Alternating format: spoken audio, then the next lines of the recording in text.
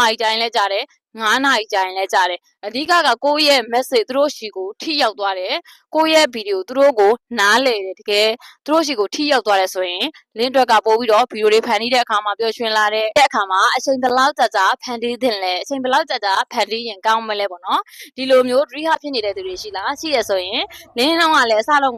ကလင်း video တွေဖန်တီးတဲ့အခါမှာဆိုရင်15စက္ကန့်60စက္ကန့်ဒီလောက်နဲ့ပဲဖန်တီးပြီးတော့လင်းရဲ့ video တွေအဲ့လိုမျိုးဖန်တီးလာတဲ့အခါမှာလင်းရဲ့ video တွေကိုပြန်ဆန်းစစ်ကြည့်လိုက်တဲ့အခါမှာဆိုရင်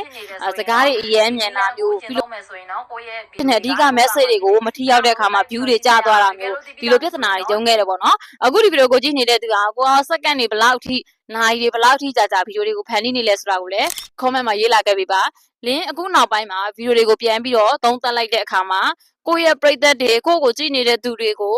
အဓိကထိရောက်ပေးချင်တာဖြစ်တဲ့အတွက်ကြောင့်မလို့လင်းရဲ့ video တွေဒီ3နာရီကြာရင်လည်းကြားတယ်9နာရီကြာရင်လည်းကြားတယ်အဓိကကိုယ့်ရဲ့ message သူတို့ရှိကိုထိရောက်သွားတယ်ကိုယ့်ရဲ့ video သူတို့ကိုနားလည်တယ်တကယ်သူတို့ရှိကိုထိရောက်သွားတယ်ဆိုရင်လင်းအတွက်ကပို့ပြီးတော့ video တွေဖန်တီးတဲ့အခါမှာပျော်ရွှင်လာတဲ့